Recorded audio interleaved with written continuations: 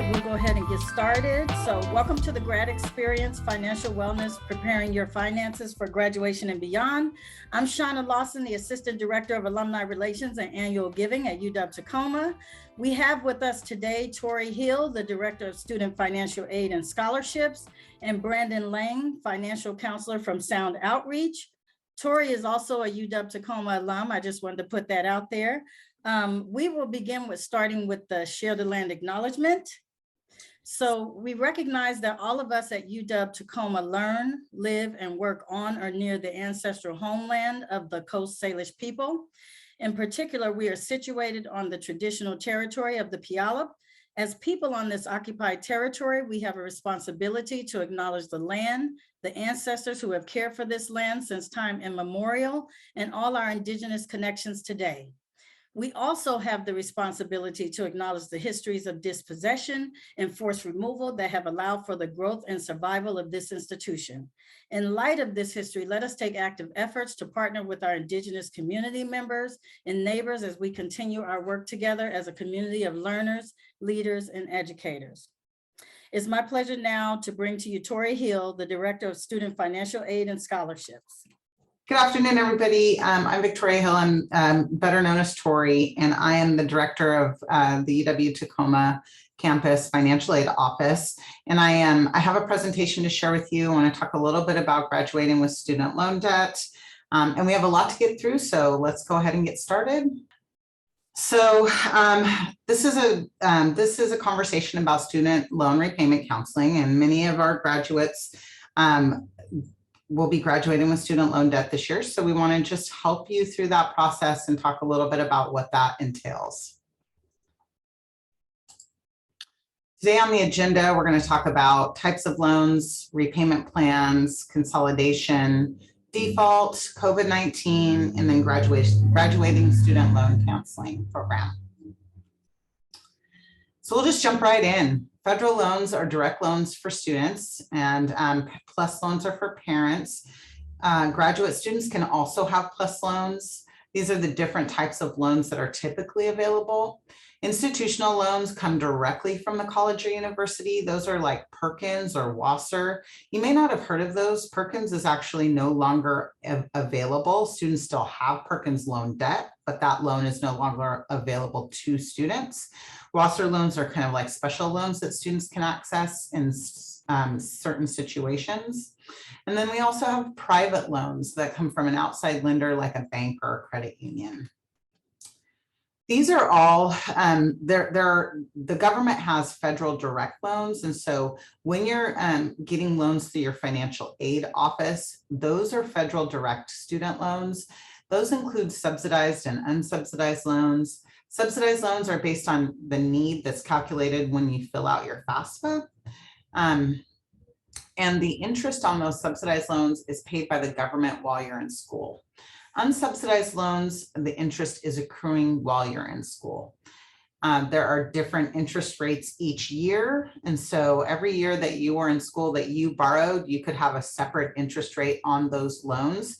For example, this year, the interest rate is 3.73%. That's for 21-22. If you borrow a loan in 22-23, then you'll be looking at a 4.53% interest rate. Those interest rates are fixed, just so you know, but they do change yearly. But once they're applied, once you take out a loan, the interest rates are fixed. So that's good for you to know. After you graduate, you have some options. There are payment plans for students. These are the three of the most popular payment plans. I'm not going to go deeply into them for the sake of time, but we will talk a little bit about them. The income-based repayment plan, which is better known as IBR, the pay-as-you-earn repayment plan, or revised pay-as-you-earn, known as pay or repay, and then income contingent repayment, which is known as ICR. All of these payment plans allow you to make your payments based on between 10 and 20% of your discretionary income, depending on what plan you end up choosing or what plan works out to be the best one for you. Whoops, I'm on the automatic turn. So just so you're aware that these plans, you can be guided through which plan is best for you at studentaid.gov. And we'll talk a little bit about that. I also want to just mention public service loan forgiveness. If you are thinking about working in public service, meaning city, state, federal government, whether that be a hospital, a school, or other places, then you can, whoops. Oh, no. I gotta learn how to turn that off. Then you can potentially be able to have your loans forgiven. You would need to make 120 on-time payments for your loans under a qualifying payment plan, like the ones we just talked about. And you would need to be working, you could also be working in nonprofit. I don't think I mentioned that, but you need to be working for a qualifying public service organization. So once you've made 120 qualifying payments, then you could apply for public service loan forgiveness. Also, too, you might want to think about consolidation. Consolidation is when you have a lot of loans from different schools and different years of enrollment, and consolidation allows for you to consolidate all of those smaller payments to those separate loans into one payment. The government has a really cool tool that is a consolidation tool that's free to you, that you can go to studentaid.gov and you can enter in all the information. It's really quite simple, and that will allow you to, it will help you with consolidation. So basically it will give you all the information, tell you what consolidation looks like. It will even tell you like now's the best time for you to consolidate or not. So it's a great tool for you. And I would encourage it for anybody who has multiple loans from different schools or from different years. With loans, you always want to be careful about default and making sure that you understand what default is. That's typically getting behind in your student loan payments. There are consequences for that, and they're just like any other, meaning dings on your credit report, or maybe you would be also, they would potentially put holds on your tax return, your ability to receive your tax refund. You can take, the government makes it really easy now to take the steps to avoid default. And that includes contacting your lender regarding a deferment or a forbearance if you're unable to pay. So those are really easy things that you can do to make sure that you don't go into default. Right now, the government is not charging interest on any loans. That includes parent loan, plus loan for graduate students, or any student, whether you're in school or not. And that has to do with coronavirus. And they stopped the payments and the payments being required for loans back in March of 2020. And the payments not be no requirement to pay or interest accruing is all the way through August 31st of 2022. So we've had a good period of time, over 2 years, where we're not required to make our loan payments, and they're not charging interest on any loan payment that you might have outstanding, whether that be subsidized or unsubsidized. So that's relief from the pandemic. They could extend it again. I have not heard that they will, but in case they don't, you just want to be prepared to resume your payments if you or start your payments if you're graduating on or after August 31st. And then we have a graduating student loan program. So I know this was pretty quick, this information. If you have individual questions that you'd like to ask about your specific situation, please reach out to our office and we can talk about exactly what kind of debt you have and help you navigate some of the things that you'll be doing in your graduation regarding your student loan debt and navigating some of those things. So we'd be more than happy to have a more in-depth conversation with you about graduating with loan debt and how to navigate that. Just contact our office, and any of our counselors here would be happy to make an appointment with you to do something like that, to set up an appointment regarding that.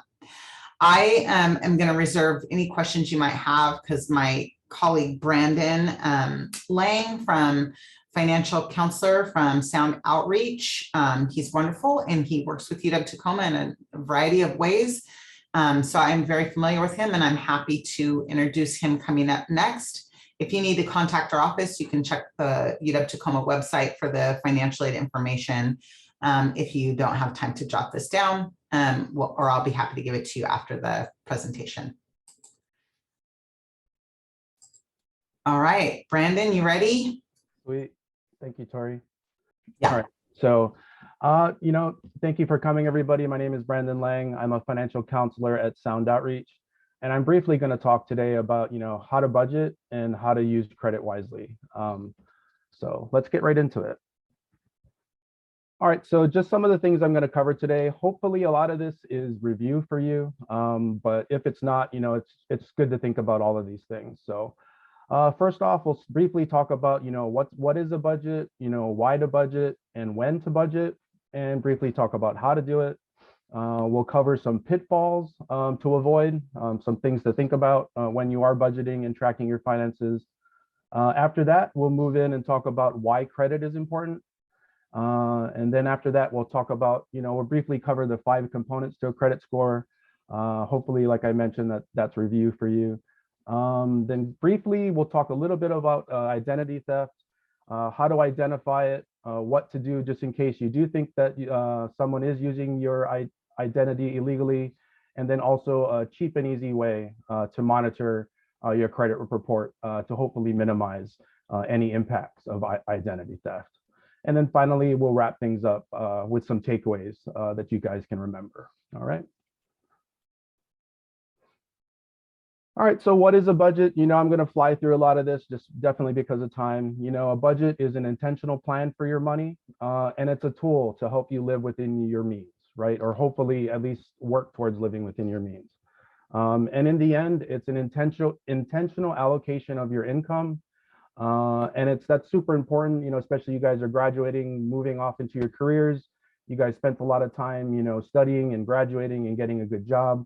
Well, you know what I mean? A budget is the way that you take care of the money that you guys are working for and working so hard to get, right? So, and one thing to always think about, there's different ways to do budgets. I mean, you can do it old school, pen and paper. For me, when I work with clients, I do a spreadsheet and I give them a spreadsheet, but in all honesty, like for myself, like I use apps, like I use the app for my bank to budget.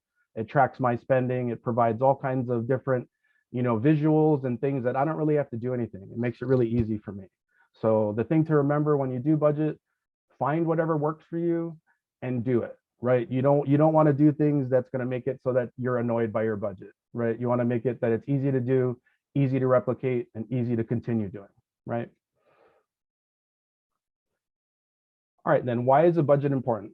Like I mentioned, all of you went to school, you're graduating, you're gonna make good money, you guys work to get here. So it's important that you have the control over your money and that your money, like in your thoughts doesn't have control over you. Because in the end, the idea of going to work and finding yourself a good career is you went to school because you want to progress financially, right? And a budget is a way to help keep track to make sure that you're working towards your goals. Right. And the important thing about a budget is it forces you to spend time thinking about your financial goals, right? It forces you to think about what values are important to you and how you treat your money. And in the end, the goal of the budget is to prioritize where your money goes, right? You want to make sure that if you do have leftover money at the end of the month, how are you using that money? Is it working towards your short-term goals? Is it working towards your long-term goals, right? It's definitely finding the priority and putting your money where it's supposed to be. When to budget, I don't know, it's like this is like the last week in May, so it's pretty awesome right now. Like the best time to budget is before the beginning of the next month. So like June is coming up. If you're not already budgeting, now is a great time to start. Set up your structure, start budgeting, and check it out. And like I mentioned, you want to make sure that you check it within a specific recurring time period. If every month is maybe too often for you, maybe check it every other month. Like I mentioned, do whatever works for you. But you definitely want to keep active on it because, although some things like maybe rent or a mortgage payment may not change, other expenses might, right? Season to season, things change, and you definitely want to make sure that you're creating an accurate and fair representation of where your money is going, right? So. And then, how to start a budget. I mean, this is kind of, you just start, right? Like if you don't know, figure it out. I don't know, like you really don't have an excuse. There's so many ways to do it nowadays. And the idea is that you want to assign every dollar that you make to a specific category.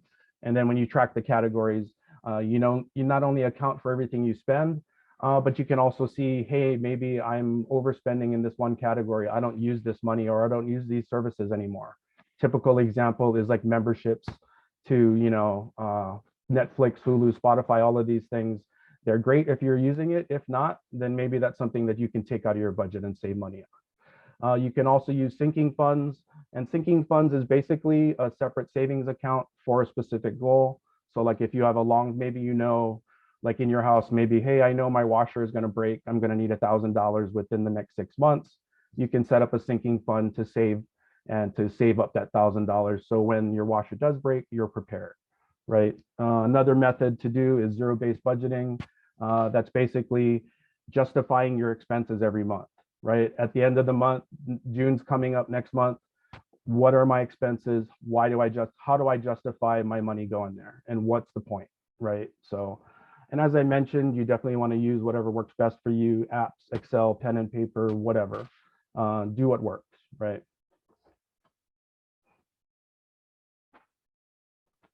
And then some pitfalls to avoid, first off, the biggest thing I always talk to my clients about is emergency savings. So I always recommend 3 to 6 months of expenses in your savings account.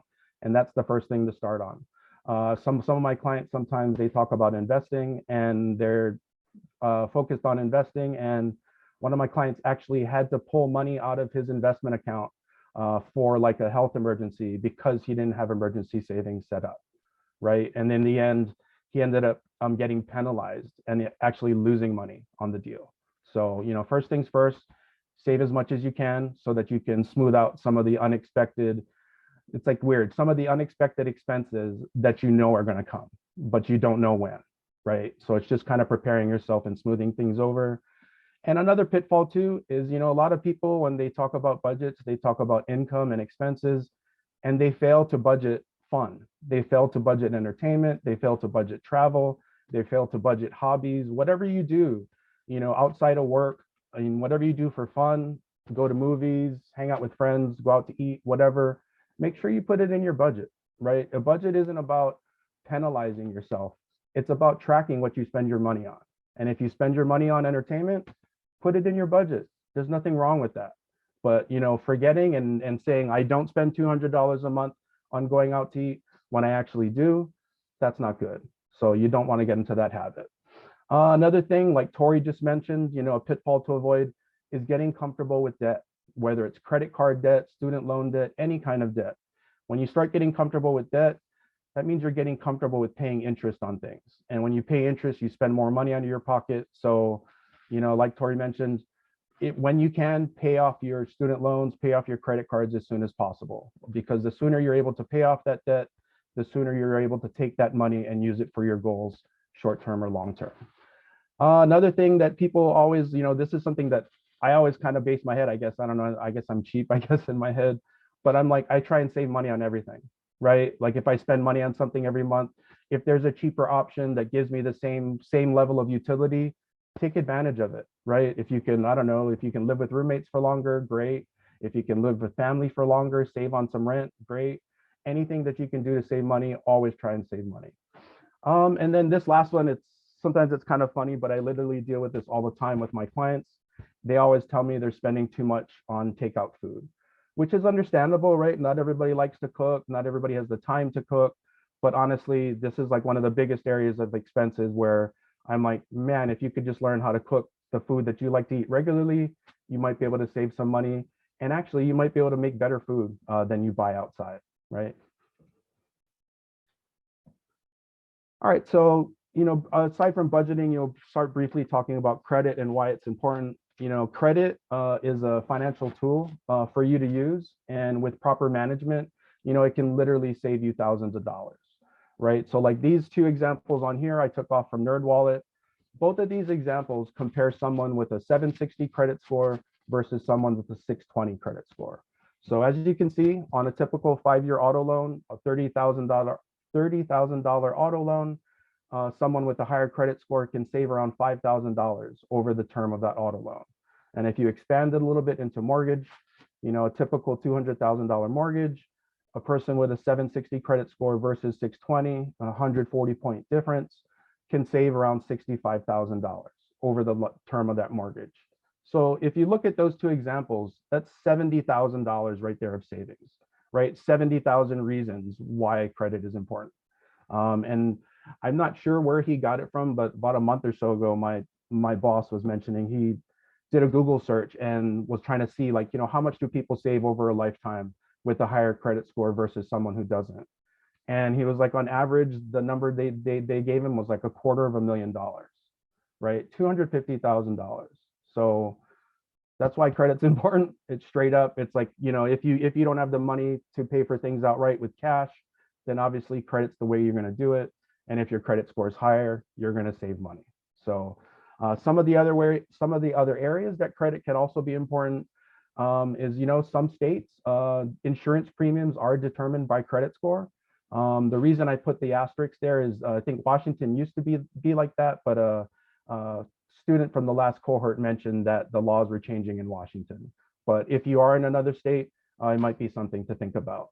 Another thing that's super scary for me, and that's why I put it in red, is your housing options may be affected by credit. I have a lot of clients who maybe, like one of my clients, when I first started doing this, she's working full-time, got a really good job, making good money. But because she had a dispute with one of her old landlords, she was living in her car after work, right? And she didn't want to pay the debt because she didn't think she owed it, but not doing it, it ended up costing her lots of money on extra gas, hotel room stays, all kinds of different things, until she got it off her credit report and she could get into a new apartment, because she had the money to get in, but they wouldn't let her in because they were like, yo, you have this unpaid debt from an old landlord that looks really bad to the new landlord, right? So it can be scary. And it's the type of thing where you can have a good relationship with your landlord. You can pay everything on time, everything can be cool. What if your landlord decides to sell your house or apartment? Then you're SOL, and if your credit is damaged, you may have a harder time finding a place. So it's super, super scary, super serious. Another thing too is when you start going out on your own and maybe you get utilities for the first time, utility companies may ask you for a deposit, and the size of that deposit may be bigger if your credit score is lower, right? So something to think about. And then finally, not all jobs do this, but some do. Some jobs will actually look at credit for potential new employees, right? They look at people's credit files and they try and determine whether or not this new employee will be, a risk to the firm or the company. So not great, but you know what I mean, affecting you on all kinds of different areas. So, just keep your credit score up if you can, and you should be fine, right? All right, so briefly, these are the 5 components to a credit score, just to remind everybody. Credit scores go from 300 to 850. Typically, these top 2 categories, payment history and debt owed, are the 2 that you have to focus on. Payment history is 35%. Pay your bills on time, you'll be all right. Debt owed is at 30%. Sometimes people call this a utilization ratio, debt utilization ratio. And that's basically, how much of your available credit you use. So as the example on the screen shows, if you have $1,000 credit card limit and your balance is $200, you've spent 200 out of that 1,000. To find the debt ratio, you basically divide the balance of 200 by the 1,000, which is the limit, and you get a debt ratio of 20%. So ideally, you want to keep your debt ratio below 30% because the credit bureaus view anything below 30% as a positive use of credit. If you go above 30%, your credit score will start to come down. And then on the screen, it says 10% or less is ideal. The reason I say that is because studies have shown that over 90% of people with the credit score above 800 have a debt ratio below 10%. So for me, I know 30% is the line. I tell my clients to aim for 10% or lower. And in all honesty, I tell them to aim for 0, right? Pay your credit card off, pay your credit card balances off in full every month. You keep your debt ratio low, and then you don't incur any interest charges as well. So I'm not really going to go into the bottom 3 categories too much because you really have to try hard to screw these up. But 15% the length of credit history, 10% new credit, and 10% credit mix. So length of credit history, keep your credit cards open, your oldest credit cards open the longest, you'll be fine. New credit, don't apply for multiple credit cards at once, you'll be all right. And then credit mix, two types of credit, installment and revolving. Installment is loans, mortgages, auto loans, that kind of thing. Revolving is credit cards. So basically credit mix, you really don't get dinged on that until your credit score gets higher. So I really wouldn't worry about that. All right, so identity theft, some quick signs that identity theft may be happening on your credit file, maybe some unauthorized charges that you're not familiar with, maybe a surprise denial of credit when you go to get maybe a loan or a credit card, or maybe some debt collection letters to your house that you're like, what is this? I have no idea what this is.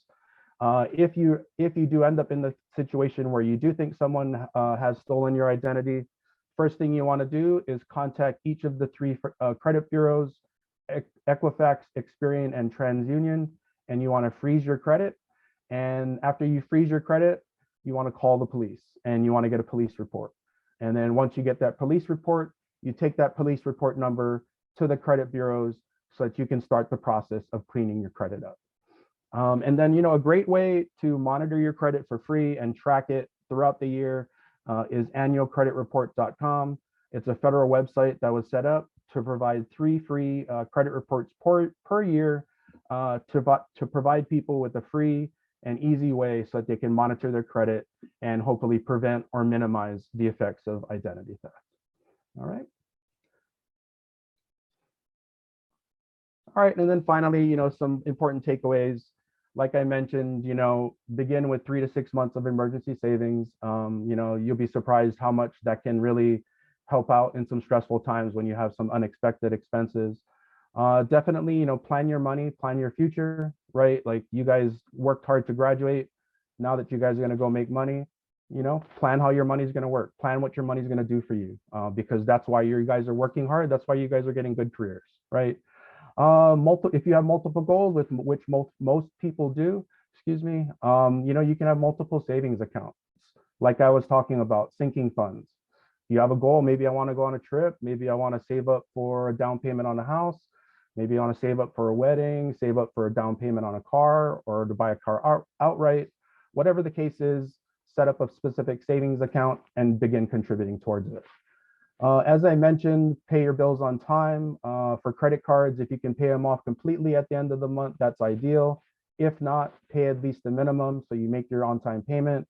And as we talked about, pay off your debts as soon as you can so you can avoid interest and start reallocating your money for the future. If you haven't started already, begin investing for your retirement so you can take advantage of compounding. Definitely, diversify and grow income streams. The more ways you're able to make money and the more different ways you're able to make money, the more possibility is that you'll be better prepared in case there is any kind of hiccup as far as your income is concerned. I put this one, learn how to cook, right? Like seriously, like that's what I tell all my clients. I'm like, yeah, like I know you have something that you eat all the time that you love to eat.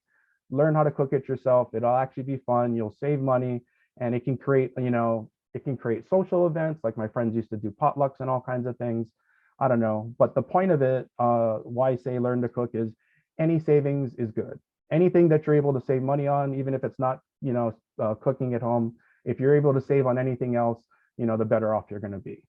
And then finally, the last thing I'm going to say here is just be honest with yourself and be honest with yourself and your money, right? Be honest with your goals, be honest with your priorities, and share your priorities with yourself and your family, right? Like you guys have to be on the same page, or at least think you're on the same page, so that you guys can plan things accordingly and move forward as best as you can, right?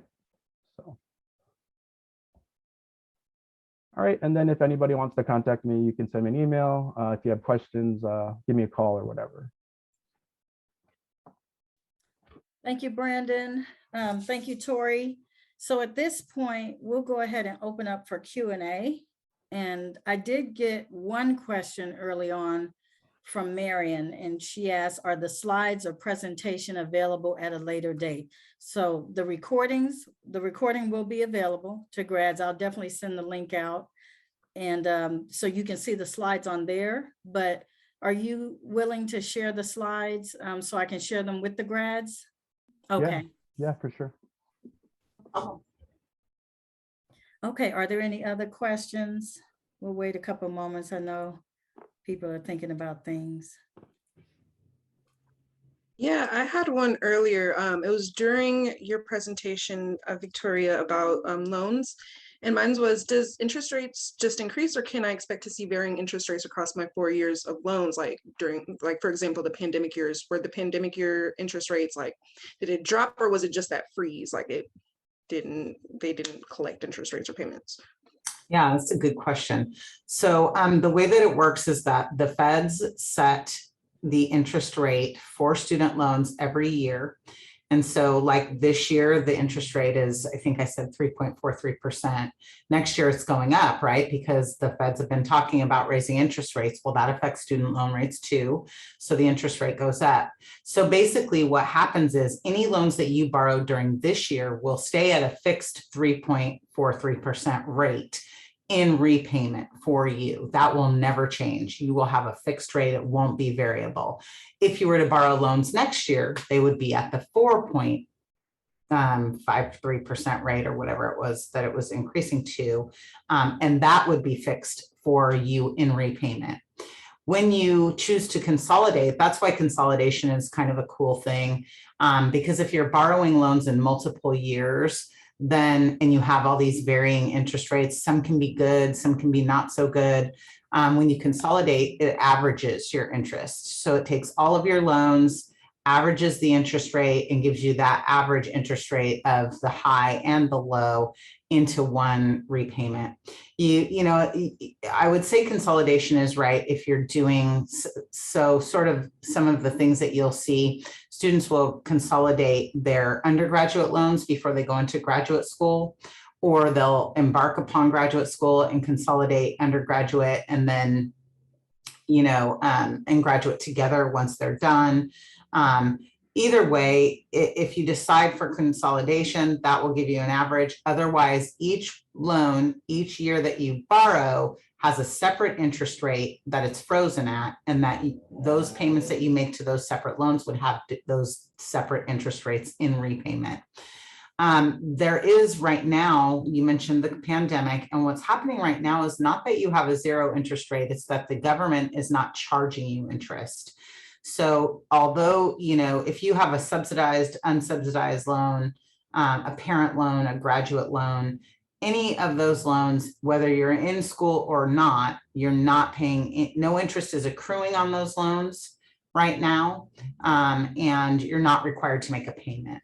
But once we start back out of that, then we'll be back to whatever rate your loan was, you know, that you borrowed it at. Once we resume repayment in August, presumably if the government decides August 31st is the hard date, you would resume your loan payments at the interest rate that you borrowed them at, just like normal, right? But right now, you know, any loans that you're borrowing are effectively a subsidized loan because there's no interest attached to them right now while you're borrowing them. Does that make sense? Does that clarify what your question is?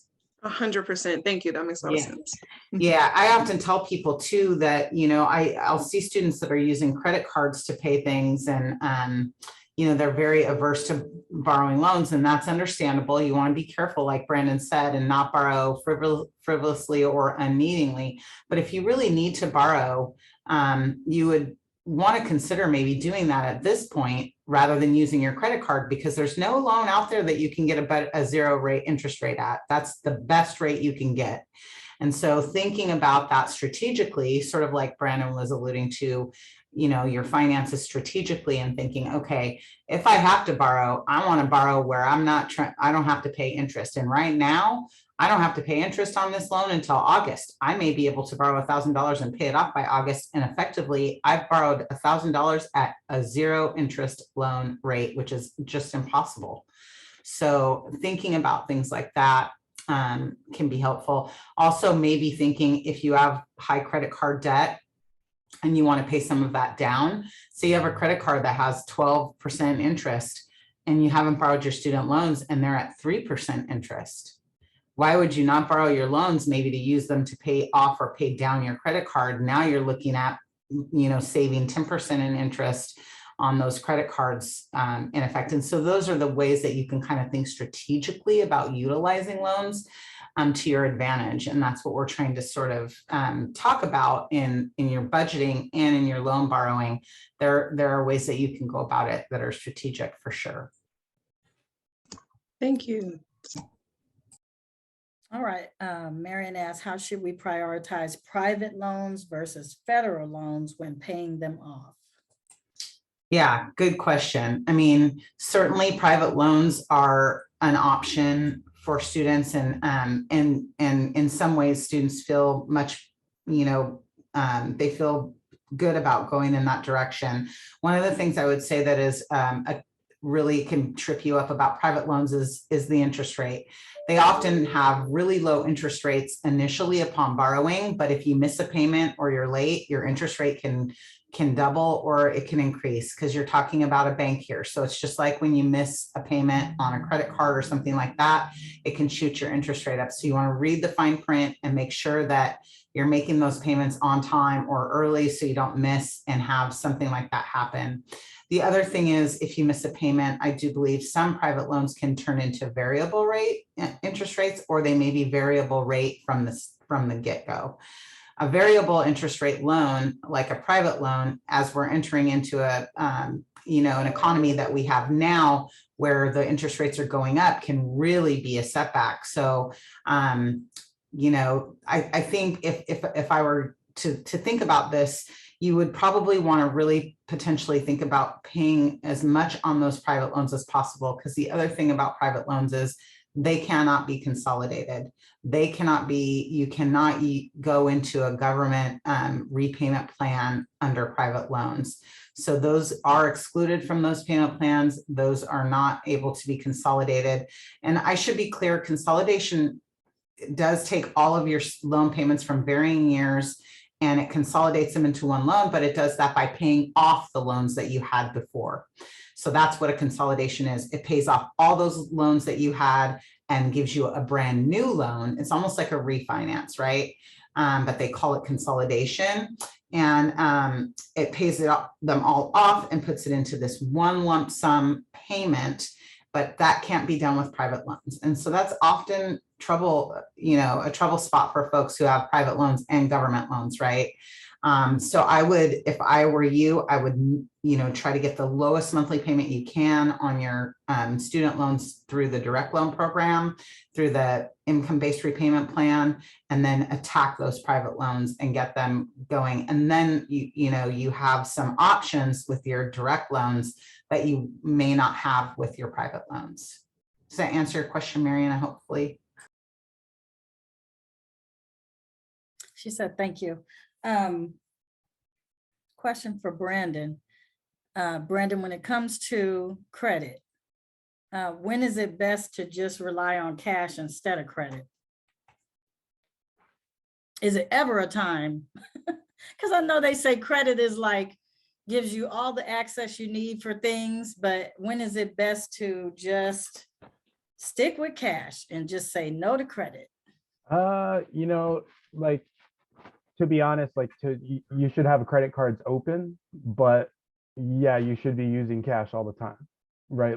That's what I do. I have credit cards, I have multiple credit cards because, some of my clients, they get one credit card and they're like, oh, should I get another one? I'm like, yeah, you need at least 3. I have 5, right? I don't use them all. I open up new credit cards for the limit, for the debt ratio, right? So that the more credit cards you have, the easier it is to keep your debt ratio low if you're not keeping it at 0. And then in addition to that, the more debt limit you have available, the easier it is. Like I mentioned, credit cards are set up to build credit and for emergencies. They're not built to buy things. Yeah, of course you can buy all kinds of stuff, but that's not how they're designed, right? They're designed to build your credit. And the way you build your credit is by using them really, really limitedly. So like if you, like what I always tell my clients, if you want to build your credit, the way to do it is take like something like I was mentioning, you know, like if you have a subscription like Netflix, Hulu, Spotify, Amazon, anything that's like super low, 30 bucks, 20 bucks, $15, you know, when you pay those bills every month, you don't get credit for paying those bills, right? Because you're just paying them out of your checking account or savings or whatever. If you route those bill payments through your credit cards and have your credit cards pay them, and then you pay the credit card, you know, on time and completely, you know, pay it off completely at the end of every month, you build your credit that way by paying off your Netflix bill, right? Like that's literally the best way to use it, because not only are you paying it off completely every month, saving on charges, but in addition to that, you know, you're getting credit for doing stuff that you normally do. So you're not spending extra money to build credit, right? You're like, I'm using a monthly bill that I pay all the time. I've been paying it for years. Route it to your credit card, time it correctly, and you can build your credit card that way. So yeah, the simple answer to your question, yeah, use cash all the time. That's the way I do it.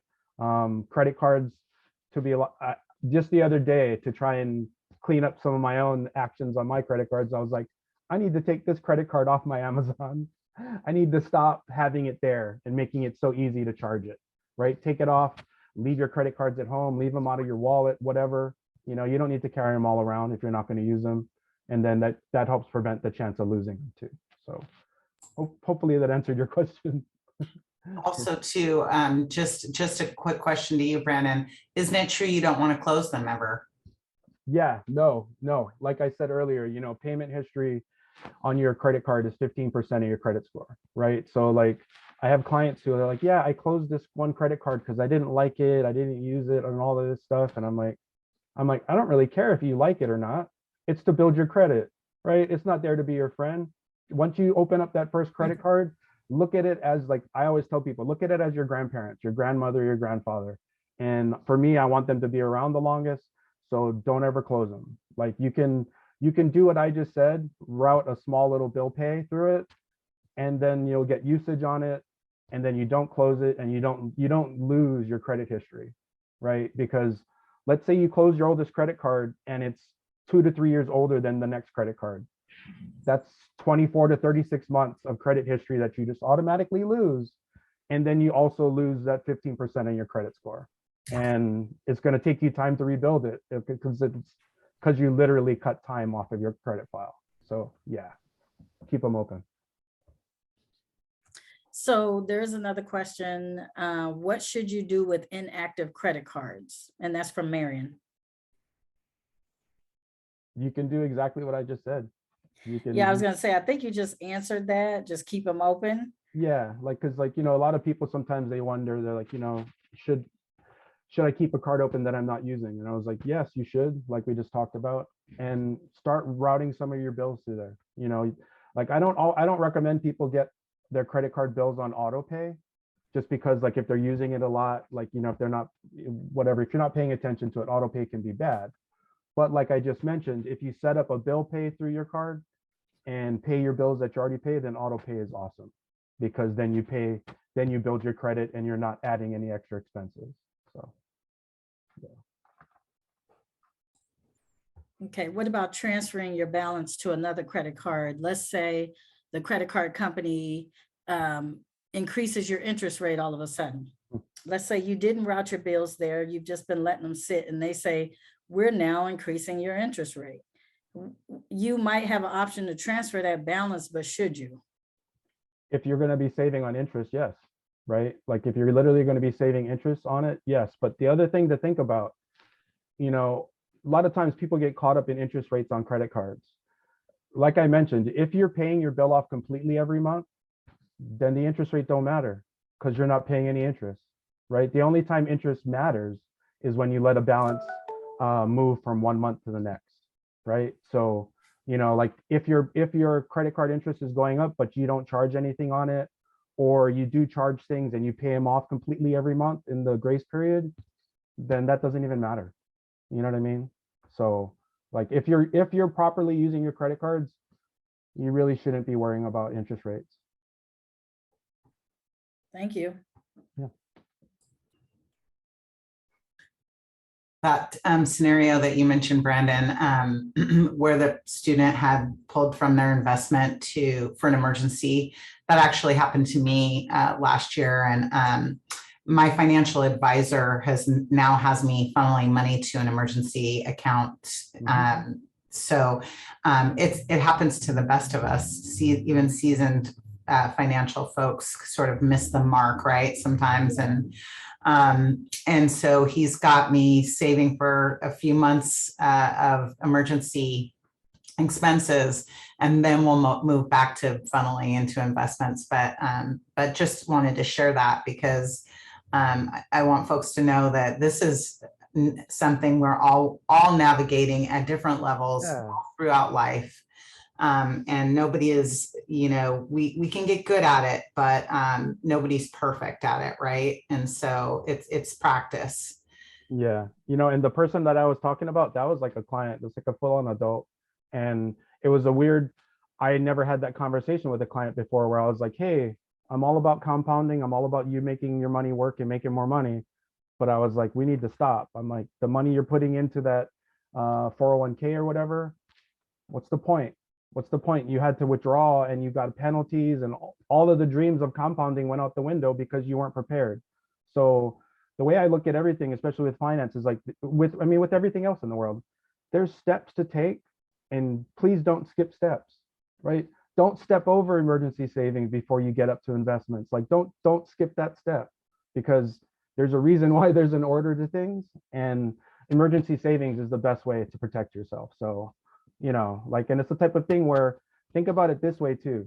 Emergency savings, when, let's say I was talking about sinking funds and you have another goal, you can also use, when you get close to that other goal, you can also take a piece of your emergency savings and throw it at that other goal, because then you can rebuild your emergency savings after, right? So it's kind of a constant thing, and Victoria brings up a good point. Nobody is perfect at this. I'm not perfect at this. I'm a human. We're all humans. And if somebody tells you they're perfect, they're not. They're lying, or they're a robot, when I don't know any robots. So, people the thing about credit and everything in finance, it's about understanding the consequences of what you do. And then if you do something, or if you're in a situation where, hey man, I had to buy that, I had to spend that money, then at least you know the consequences. And if you know the consequences, you know how to fix it and move forward, right? That's what's important. It's not about being perfect. Question from Marion: how do you find a good financial advisor? Any advice in general? Talk to as many as you can. Like for me, like I don't know, like I'm on the edge of doing that. I'm going to be a financial planner next year. And then I'm just kind of like, I tell everybody, find somebody that you're comfortable with, that you can be honest with, that jives with how you do things, that listens to you, that understands what you're trying to do and pays attention to you. And I don't know, a lot of times I'm like, you should be able to get some kind of understanding of whether or not you jive with someone within the first, I don't know, half-hour conversation, probably less, right?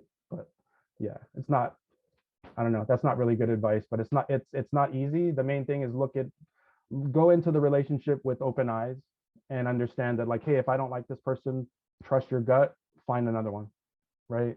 Because it's your money. So a lot of people are out there to take your money. Make sure, the one thing I would say, definitely good advice, find someone who works on the fiduciary role. Find somebody who, puts your priorities, their priorities are lined up exactly with your priorities. Because if you have somebody who doesn't operate by the fiduciary rule, you know what I mean? I don't know, good luck. Like that's the main thing, is you want them to work for you, not for their commissions, right? I found my financial advisor through a friend. My girlfriend actually works for Edward Jones, and then she introduced me to the financial advisor that she's working with, and we hit it off. And so that was a no-brainer for me. But oftentimes friends and family out there know somebody, so don't hesitate to ask them. And Brandon's right. It should be somebody that you gel with and that gets, your whether you want to be conservative or whether you want to invest in certain things, or whether you want to be aggressive, and has your goals and plans in mind and respects that. Yep. What about when you have a co-signer on a student loan? How does that work as far as when you're paying it back? If you miss a payment, what happens to the cosigner? How do you work that kind of stuff out? I mean, for student loans, the cosigner basically, and this is true, Brandon will tell you, a cosigner is responsible. What they have cosigned for is the responsibility of taking care of anything that you cannot pay. So if you're not making payments, then your cosigner would be required to make that payment on your behalf, or it would affect your cosigner. So their credit will be affected if that payment is not getting made. So it's really important, I think, if you do have a cosigner on your loan, to work with them. Oftentimes, I know I've co-signed on not a lot, but just a few things for a couple of kids. And I would prefer for them to tell me that they can't make the payment if I'm co-signed on something, so that I can make the payment on their behalf, and then we can work out a plan for them to pay me back or something like that. So I think being transparent and open with the person who co-signed for you, because they did that out of care and love and concern for you, I'm sure, to help you get where you need to be, is really helpful. If you both can't make the payment, then contacting the entity and letting them know that. Sometimes there's a grace, like I just found out from my credit union that I have 10 days grace to make my car payment, right? Because I couldn't get my automatic payment set up in time for my first payment. And they were like, oh, it's okay, you have 10 days grace, and this will not affect you at all. I don't like to pay late at all, whether I have the grace or not. But that gave me a little bit of peace of mind. So finding that out can be helpful too, because then maybe I'll give you a little bit more time to come up with the funding. But certainly you need to know that any payment that you miss, or any time that you're not making payments to something someone co-signed for you, eventually the co-signer is going to become responsible for that payment instead of you, if that happens long term, or if you are unable to make the payment for any length of time. Brandon, do you have anything you want to add with that? No, you hit it on the head. Like I was thinking, it's similar when somebody wants to become like an authorized user on a credit card. Like for me, whenever people talk about it, I'm like, yeah, when you get into that kind of thing, you guys have to be clear. Like Victoria mentioned, you have to keep the communication lines open and be straightforward and honest if you can't make it. And a lot of times I'm like, when I talk to clients about becoming an authorized user on a credit card, I tell them, I'm like, whether you're the one that's allowing somebody to come on your account or you're going on somebody else's account, set a time span for it. Don't think that it's just going to be like, oh, whatever. No, set a timeline for it, and a timeline for you to get in and a timeline for you to get out. Just because you never know. Like let's say I get on somebody else's credit card account and they're all cool. But let's say a life event happens and they have to max out their credit card to take care of this bill, and I'm on that card unknowingly, and the person that I'm on the account with didn't mean to do it. It was just life happening, and then all of a sudden my credit score goes down. So for me, I'm like, yeah, if you can build it that way, fine. But I always, kind of like Victoria was kind of pointing out, the more you can do on your own, the better. When you start mixing credit files, then you're dependent on not only people acting straight, but depending on life emergencies not happening to both people, right? And like as I mentioned, we know they're going to happen. You just don't know when. So the more you start crossing finances, the less you can cross them is the better. Is pretty much my point. Because sometimes you're in a situation, but sometimes I don't know. And especially mixing money and family sometimes can be detrimental to relationships, right? So. Any other, I did have a question about why is it so hard?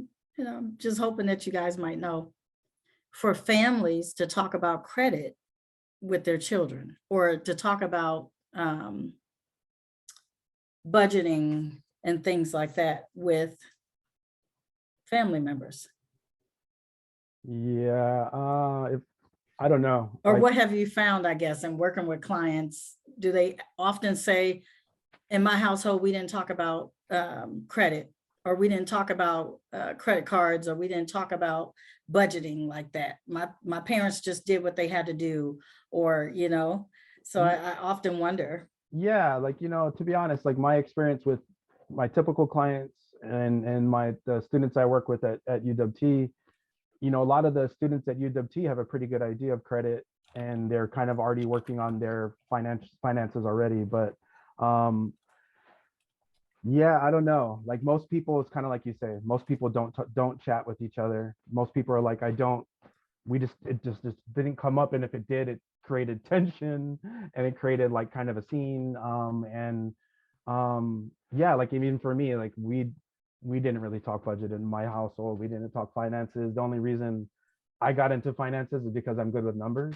So it wasn't because like my coworker, his family is like, oh yeah, my parents talked to me about investing, about budgeting. I was like, bro, I didn't get any of that. I got it on my own. So, you know, majority of people don't talk about it. And I think, I don't know, I always come back to culturally, but it's like everybody. So it's not cultural. You Right. know what I mean? Like it's like everybody across all kinds of different religions and everything. And a lot of it too, it's like there's some embarrassment with money. There's some like, you know, shame, which is like, I'm like, what are we being ashamed about? But that's the reality, right? And that makes people nervous. And then partly too, do I trust the people that I'm talking to enough to really open up about money? Because sometimes money is more personal to people than like their personal lives. You know what I mean? So yeah, I don't know. Okay. It's a challenge for I sure. was going to say the same thing. It's shame, right? We have a societally, Yep. there's a shame associated with not, you know, doing certain things with your money. So people have learned to hide that, right? And keep it, you know, internalized, and that's why I think people find it so difficult to discuss. It is a very personal thing for a lot of people. That's understandable, right? And but I do think it is a societal problem that we could address by helping young people feel more safe about discussing it without being shamed regarding making mistakes. That's why I offered the mistake that I made, because we are all making mistakes into, you know, into our adulthood. A couple of years ago, my husband's grandmother called him and said, "Are you okay? Are you okay?" And he said, "Yeah, why?" And she said, "Oh no." And we didn't know what was going on. Well, she had ended up getting scammed. She got one of those, I'm holding your son hostage things. And she paid a big chunk of money to somebody. And you know, she has a little bit of money, but she really was terrified that something had happened to her grandson. But she was so ashamed. She didn't want him to say another word about it after she shared that with us. So it just happens to all of us at all stages of our lives, where different things can get us really ashamed about money and how we deal with it and or not deal with it, right? Yeah. I mean, Yeah. yeah, and then you talk about everybody on social media now. Like it makes it even worse. You know what I mean? Like everybody flaunting their great lifestyles and how they never work and everything. So True All right. or untrue, right? Well, thank you guys. Like congratulations to the class of 2022.